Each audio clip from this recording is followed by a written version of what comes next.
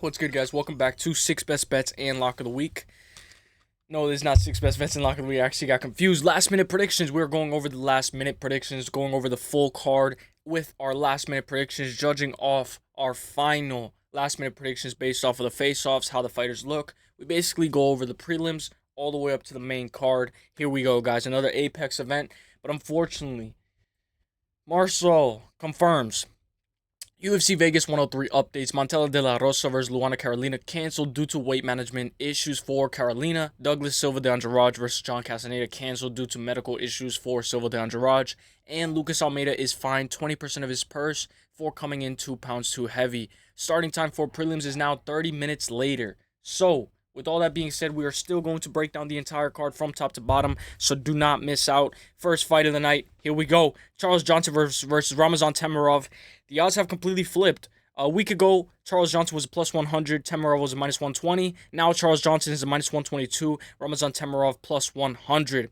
Charles Johnson had a great year in 2024. We already know he's one of the most active flyweights on the roster. This will be Charles Johnson's 5th win in a row if he can get it done. We know Ramazan Temirov is an absolute monster. He's a little small for the division, but very good ability to finish a fight and hands made out of rocks because this guy hits like a truck. We know Charles Johnson wasn't wrestling that much up until that fight against Sumadarji in the 3rd round. Charles Johnson loses if you choose to wrestle. We know that majority of Johnson's losses have come to people who have decided to wrestle, and Temirov is not going to be looking to wrestle. This is going to be an absolute banger fight. To start off the card, let's go over the odds. Charles Johnson by sub plus 700, Charles Johnson by KO plus 700, Johnson by points plus 185, Temirov by sub plus 1,800, Temirov by KO plus 360, Temirov by points plus 260. Will this fight go the distance? Yes, minus 154, no, plus 146. Over 2.5, minus 186. Under 2.5, plus 146. Johnson by KO on points, plus 115. Johnson by sub or points, plus 115. Temirov by KO on points, plus 105. Temirov by sub or points, plus 210. So, we're going to go over this. I'm going to be taking that this fight goes the distance at a minus 154. I'm going to be taking the over 2.5 at a minus 186. And I'm going to be taking Temirov to win this fight by unanimous decision. We know Temirov is an absolute monster, and when it comes to technical ability, Charles Johnson is way more technical, miles ahead. So maybe a good live bet after the first round would be perfect. But I will say, with this fight, guys, this fight's going to be one of those fights where you can flip a quarter on it. And this fight's going to be crazy. I'm going to be picking Temirov. No official pick flip yet, but I have to make sure that you guys know that Charles Johnson is an absolute demon with distance management and range, and if Temirov is not finding success and he's just spamming a bunch of hooks, that's Charles Johnson's fight to win all day. So give me Temirov to win this fight by unanimous decision. I'll take Temirov by KO, just a light little sprinkle, plus 360. Temirov by points, plus 260, and I'm taking that this fight goes the distance at a minus 154 and the over 2.5 at a minus 186. So let's go next fight. Now, at the beginning of my channel, I broke down Andrea Lee versus Miranda Maverick at UFC 298, Volkanovski versus Ilia Topuria. And I ended up picking Andrea Lee because of the cowboy hat. So, I'm not going to be looking to make that same mistake again. Let's go. Andrea Lee was a plus 163 earlier, JJ Aldrich minus 188. Now, JJ Aldrich minus 210, Andrea Lee plus 168. Andrea Lee hasn't won a fight since 2021, 0-5 in her last 5. We know that she's had a tough face of competition as of lately. Andrea Lee is a decent, well-rounded striker, and she averages around 2 takedowns per fight. She can't defend a takedown if her life depended on it, though. We know she's matched up against JJ Aldrich, who's a decent wrestler, very good top control. Once down, gets hit more than often than usual, but she has a negative striking differential, and her last bout was a loss against Veronica Hardy. So, I think this fight is a 1-800-GAMBLER fight, but we're going to go over the odds. Let's go.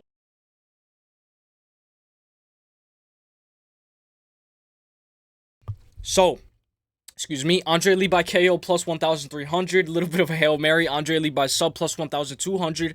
Andrea Lee by points plus 270.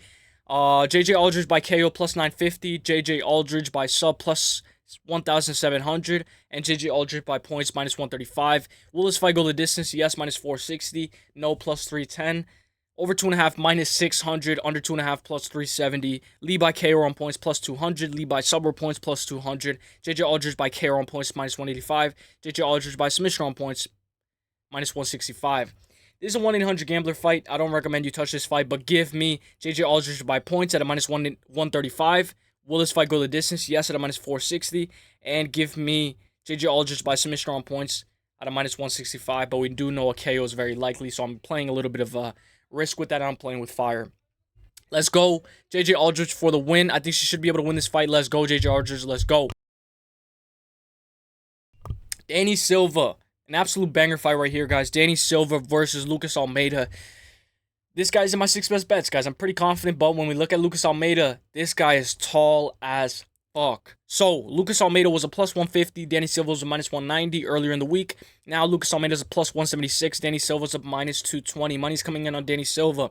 This will be an absolute war, in my opinion. Lucas Almeida has a great 1-2. Always great striking. Always keeps it on the feet. 50% takedown defense. Lucas Almeida is coming off of that win over Timmy Kawamba when he went to work in that fight. Matched up against Danny Silva, a great boxer. One of the best boxers in the pocket.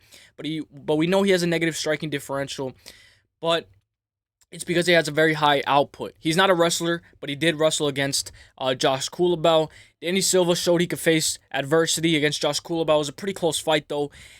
And let's see what it's going to go. I'm going to talk about the props. Let's go. I'm picking Danny Silva for the win. Danny by KO plus 240. Danny by sub plus 800. Danny by points plus 200. Lucas Almeida by KO plus 390. Lucas Almeida by sub plus 1,600. Lucas Almeida by points plus 600. Will this fight go the distance? Yes, plus 120. No, minus 152. Over 2.5, minus 110. Under 2.5, minus 116. Danny by KO on points, minus 165. Danny by submission on points, plus 130. Lucas Almeida by KO on points, plus 200. Lucas Almeida by sub or points, plus 460. So, give me Danny Silva by points, plus 200, light sprinkle. Danny Silva by KO, plus 240, light sprinkle. This fight goes the distance. I'm going to be taking that this fight doesn't go the distance at a minus 152. And I'm going to be taking the over 2.5. So I'm contradicting myself, but I'm going to be taking this fight doesn't go the distance at a minus 152. And you know what? Let's just just to play it safe, I'm taking that this fight doesn't go the distance at a minus 152, the over 2.5. And I'm going to be taking Danny Silva by points at a plus 200 and Danny Silva by KO at a plus 240. But I really like Danny Silva by KO on points at a minus 165. So I'll be taking the over 2.5. Danny Silva by KO on points at a minus 165. And Danny Silva by points at a plus 200. Let's go, my guy Danny Silva for the win. I think he should be able to win this fight by KO on points. At a minus 165, I might jump on that money line. Might just sprinkle that and let it play. So we know Douglas Silva is going to be the next fight, but that fight is canceled. So now we move on to Ricardo Ramos. Let's go. I absolutely can't wait for this card. I know a lot of people are not excited, but let's go. Ricardo Ramos versus Chepe Mariscal. Early in the week, plus 330 for Ricardo Ramos, minus 400 for Chepe Mariscal. Now, we know that Chepe Mariscal is a massive favorite. Correct me if I'm wrong, but he's probably a minus 500, but my bookie says he's minus 470, plus 340 for Ricardo Ramos. In the beginning, I said that this is going to be a pretty hectic matchup because we know Chepe Mariscal has a lot of hype on him and he's a massive favorite, so this can get iffy. Chepe by KO plus 135, Chepe by sub plus 470, Chepe by points plus 260, Ricardo Ramos by sub plus 1,500, Ricardo Ramos by KO plus 1,200, Ricardo Ramos by points plus 650. Will this fight go the distance? Yes, plus 154, no, minus 200. I think it doesn't go the distance. Over 2.5, plus 112. Under 2.5, minus 142. Fight ends by KO, plus 105. Fight ends by points, plus 145.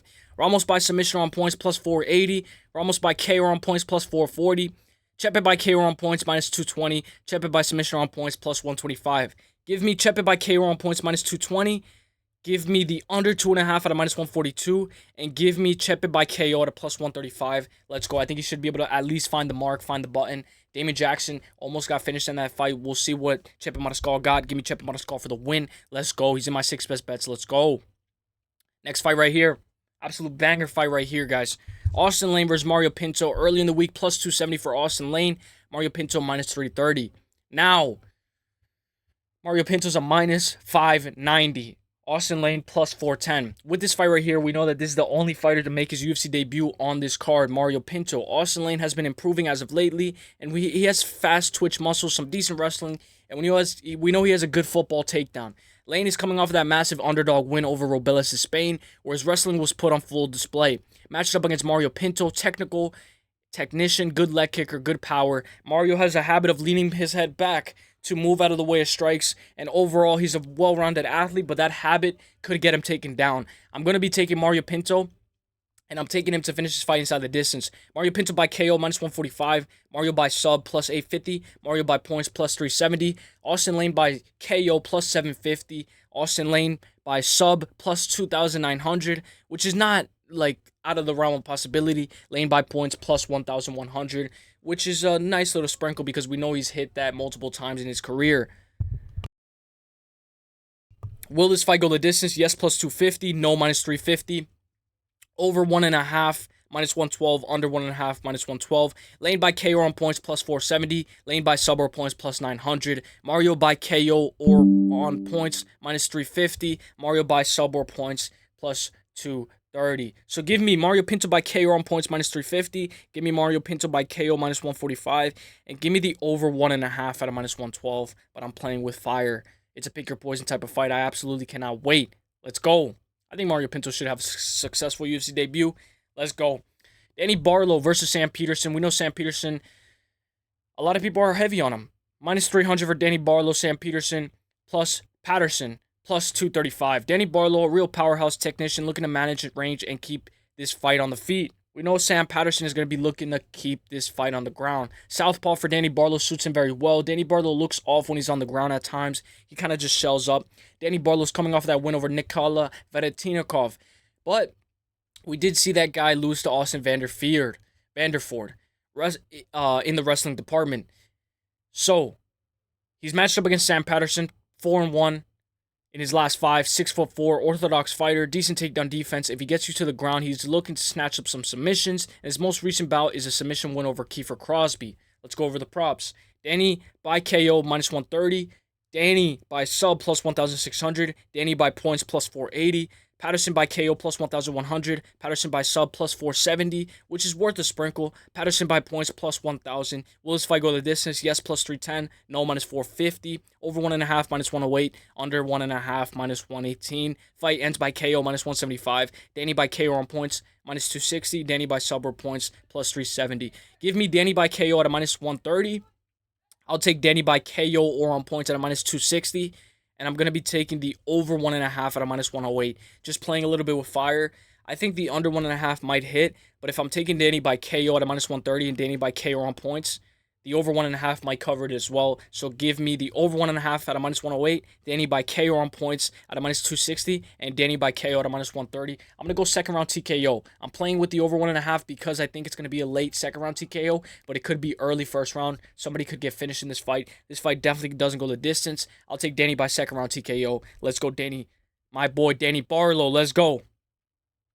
323. Hyder Amil versus William Gomis. This is an absolute banger scrap. I know a lot of people don't like William Gomis, but he's parlayable. Minus 205 for William Gomis. Hyder Amil plus 164. William Gomis gets a lot of hate for his counter-striking and born style. It works very well in the octagon, though, but this is a little bit of a smaller cage. Hyder Amil is going to be looking to close that distance, use his power, and he's very durable, but he doesn't wrestle at all. But he has very good ground and pound. He just destroyed Jung Young Lee in the first round where he brought him into a bar fight, into a slugfest. Watch Hyder Amil's most recent knockout. It was absolutely amazing.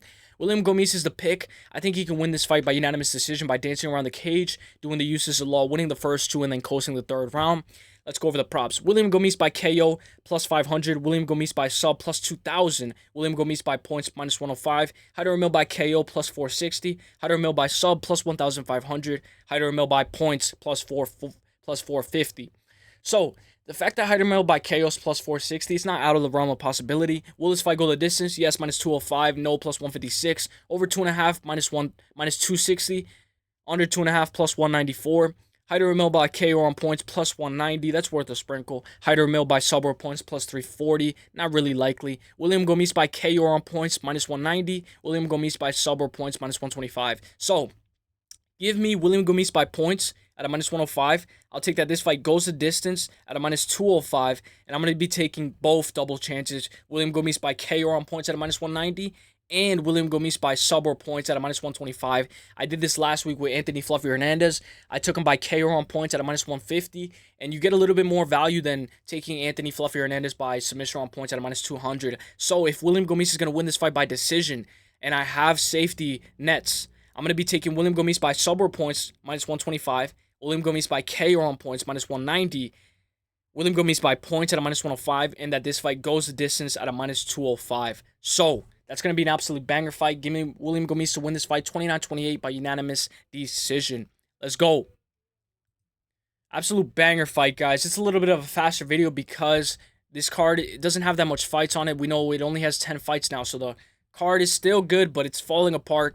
I don't like this, but we have boxing as well. Gervonta Davis, plus 210 for Nasrat Haqparast versus Esteban Ribovics, minus 250 earlier in the week. Now, Haqparast, plus 220, Esteban Ribovics, minus 280.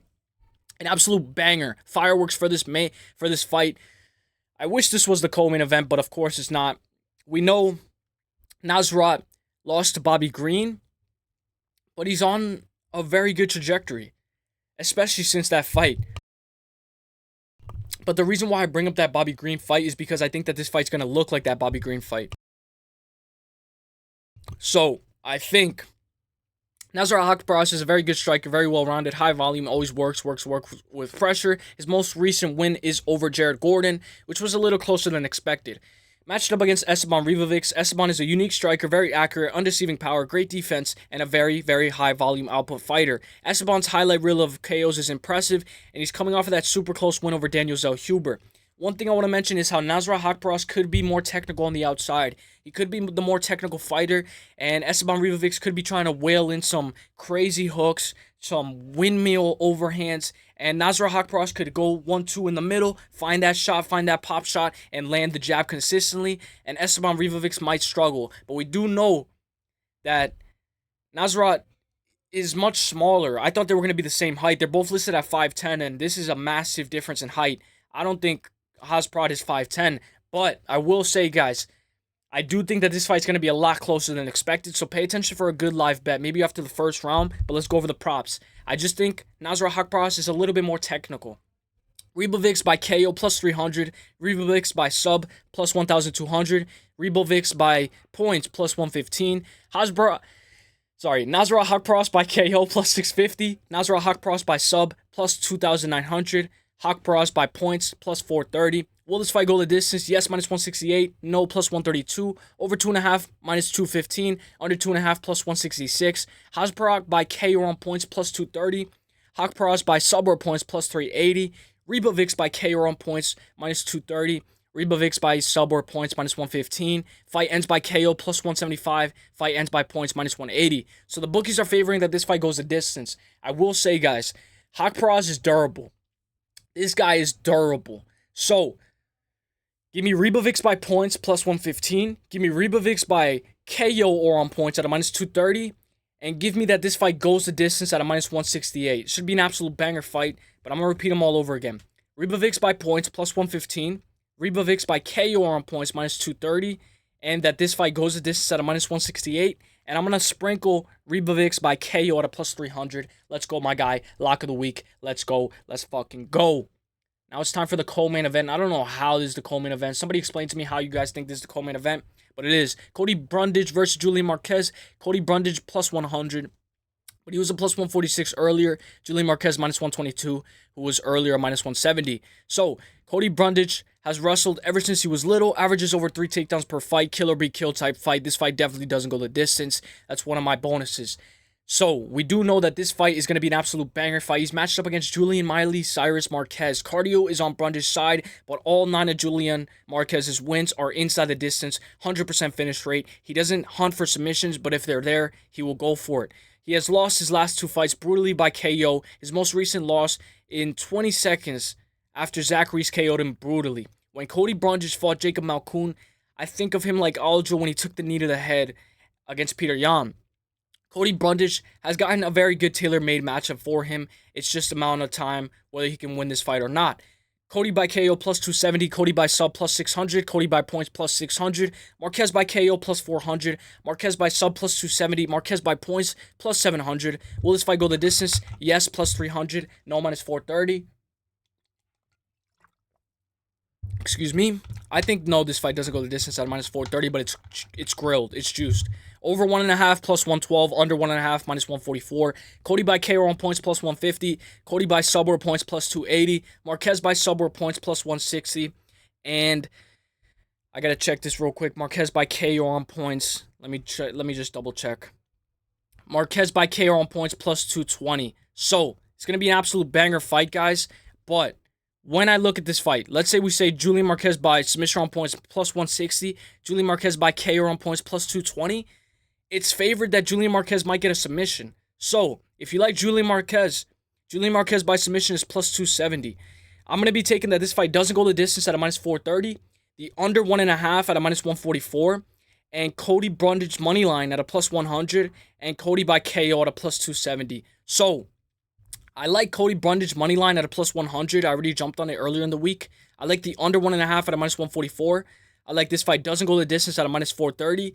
And I like Cody Brundage by KO at a plus 270. Let me know what you guys think about that. Banger co-main event. I think it doesn't go the distance. Ends in phenomenal fashion.